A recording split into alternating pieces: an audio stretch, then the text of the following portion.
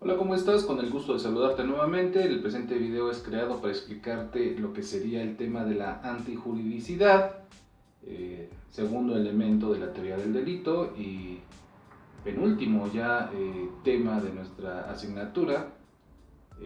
Veremos entonces en este video lo que sería la antijuridicidad y sus causas de justificación. Como preámbulo, la antijuridicidad, pues bueno, es ir en contra de lo que establece cualquier norma jurídica.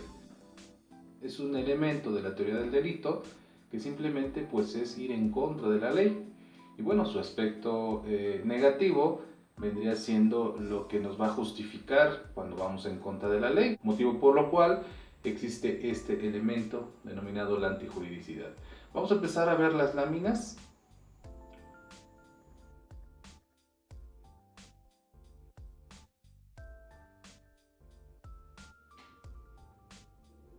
Bueno, la primera lámina que vemos es la que ya hemos estado analizando en temas y clases anteriores, donde se ilustra que ya vimos lo que fue el tema de la conducta y su aspecto negativo, así como la tipicidad y su aspecto negativo.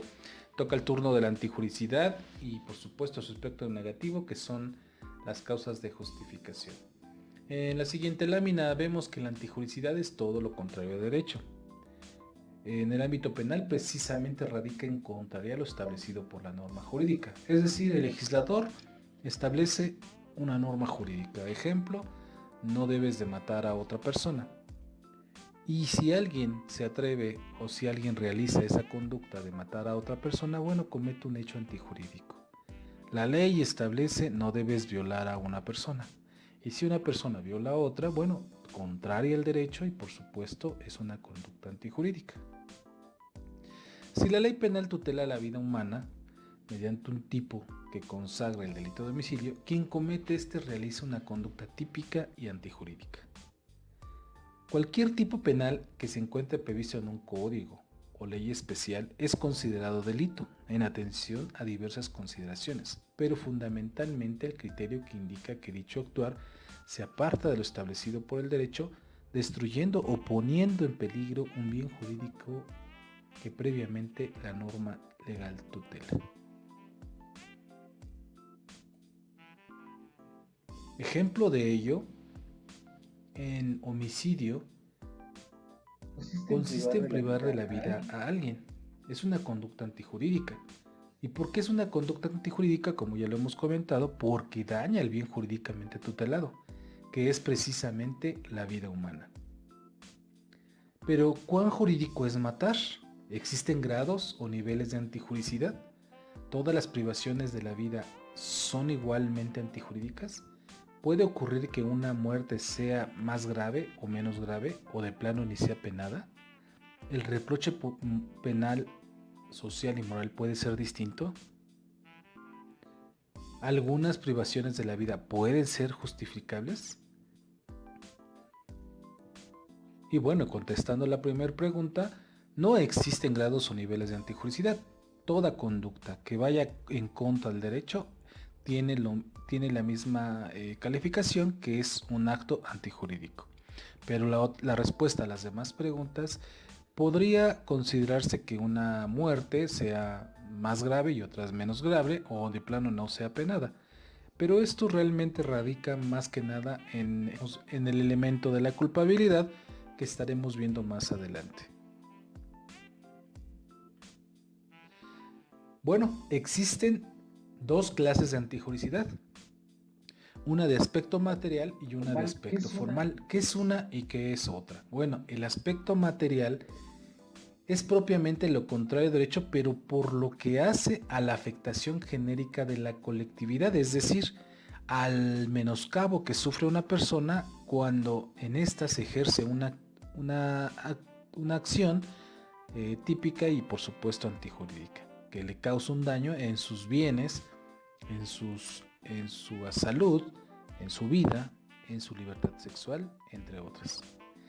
¿Qué es la antijuridicidad formal? Bueno, esta atañe directamente a la afectación que se realiza sobre la norma. Es decir, si la norma nos establece una regla, nos establece una forma de conducirnos, una prohibición que vamos a tener.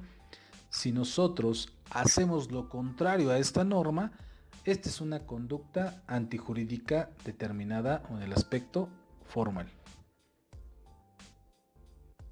Muy bien, entonces en resumen la tenemos en que es todo aquello que vaya en contra del derecho. Todo lo que nosotros hagamos en contra de una norma jurídica establecida en cuestión penal, pues todo lo que esté en una codificación penal, tanto local como federal o leyes especiales, acción antijurídica.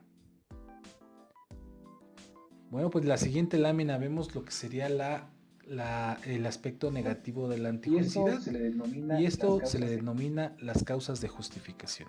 ¿Qué son las causas de justificación? Bueno, son las razones o circunstancias que el legislador consideró para anular la antijuridicidad de la conducta típica realizada, al estimarla lícita, jurídica o justificativa.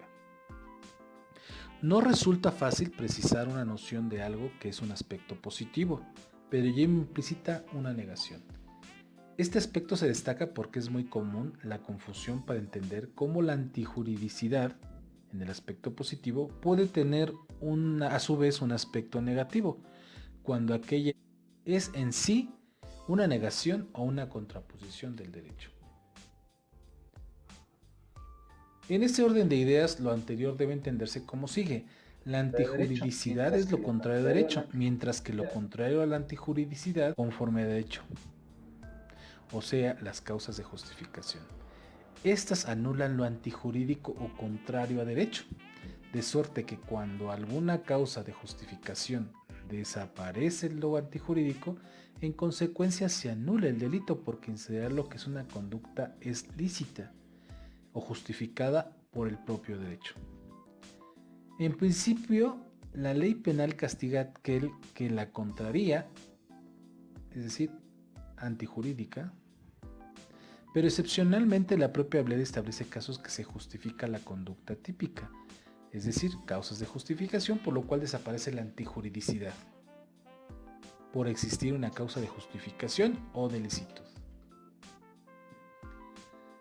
Bueno, pues ¿cuáles serían las causas de justificación en particular? La legislación penal contempla las siguientes: legítima defensa, estado de necesidad, ejercicio de un derecho, cumplimiento de un deber, consentimiento del titular del bien jurídico.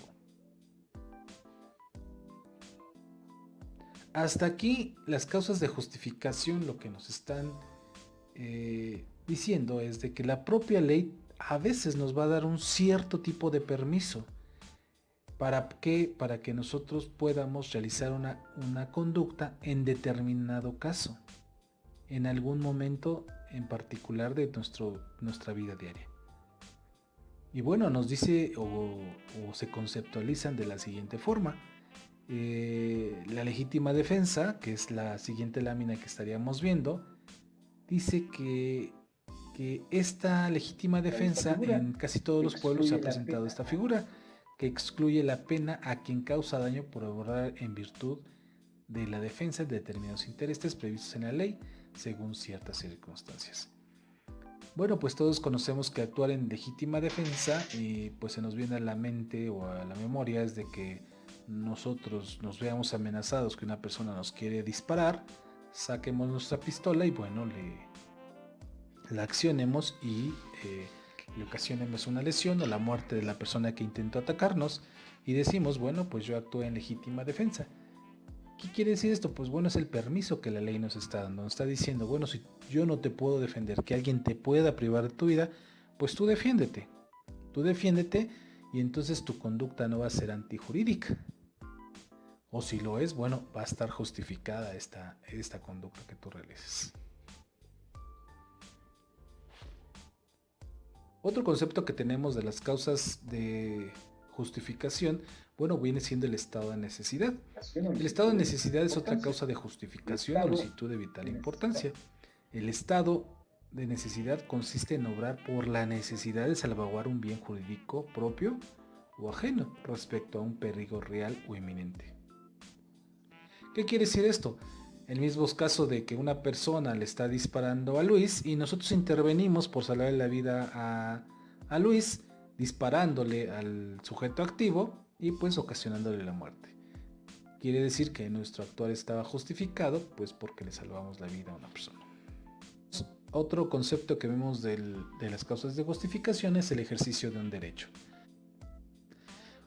Bueno, otro ejemplo que tenemos del ejercicio de un derecho, en la lámina vemos que un médico que amputa una pierna para que no avance la gangrena causa una mutilación, es decir, le causa una lesión a una persona. Para el cortarle una parte de tu cuerpo, pues es una lesión. Pero pero su conducta, a pesar de parecer típica por ocasionarle una lesión y estar establecida en un código, pues no es antijurídica porque se actúa en ejercicio de un derecho. A su vez, el abogado y el actuario que toman bienes muebles ajenos por virtud de una orden de embargo no cometen ilícito alguno porque también actúan en ejercicio de un derecho. En la siguiente lámina vemos el concepto de cumplimiento de un deber. El cumplimiento de un deber consiste en causar un daño obrando en forma legítima en cumplimiento de un deber jurídico, siempre que exista la necesidad racional del medio empleado. El cumplimiento del deber deriva del ejercicio de ciertas profesiones o actividades. En ese orden de ideas, aquí se da por reproducido todo lo manifestado en el apartado relativo al ejercicio de un derecho, pues la ley penal los iguala al definirlos en el mismo precepto. La única diferencia radica en el que en el primer caso, en ejercitar un derecho, mientras que en el segundo es cumplir un deber. Y muchas veces ambas situaciones se encuentran unidas o se desprende una de la otra. Un ejemplo de esto sería unos policías que en ejercicio y cumplimiento del deber, bueno, están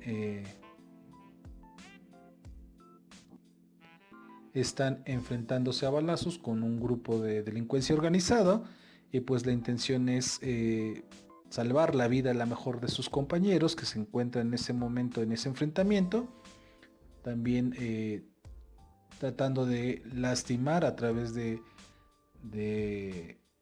disparar sus armas y causarles lesiones o bien la muerte a las personas que están delinquiendo.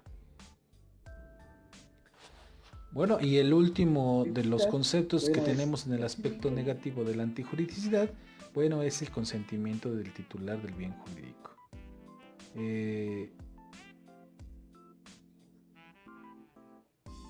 El consentimiento titular del bien jurídico, bueno, pues tiene algunos requisitos. Que el bien jurídico sea disponible, es decir, que una persona pueda disponer de ese bien, que el titular del bien tenga la capacidad jurídica para disponer libremente del mismo y que el consentimiento sea expreso o tácito. Es decir, que no medie algún vicio o bien que el hecho que se realice circunstancias tales que permitan fundamentalmente presumir que de haberse consultado al titular, este hubiera otorgado el mismo. Sería, por ejemplo, que Carlos le dice a Luis: oye Luis, cuando andes en mi ciudad, no te quedes en un hotel, quédate en la casa. Si tú llegases a ir a la casa y yo no me encuentro dentro de ella, no te puedo abrir, bueno, con toda confianza tú bríncate la barda, rompe un vidrio y métete a descansar a alguno de los cuartos, no pasa nada. Yo te autorizo que hagas esto, pero no te quedes en un hotel. Si nos damos cuenta, Luis está cometiendo un delito, por decirlo así, porque está en una norma, está cometiendo un hecho antijurídico. Pero hay una causa de justificación, que es precisamente este concepto. Que Luis va a actuar precisamente con el consentimiento, el del bien jurídicamente afectado. Es decir, él le autoriza que le afecte dentro de sus bienes.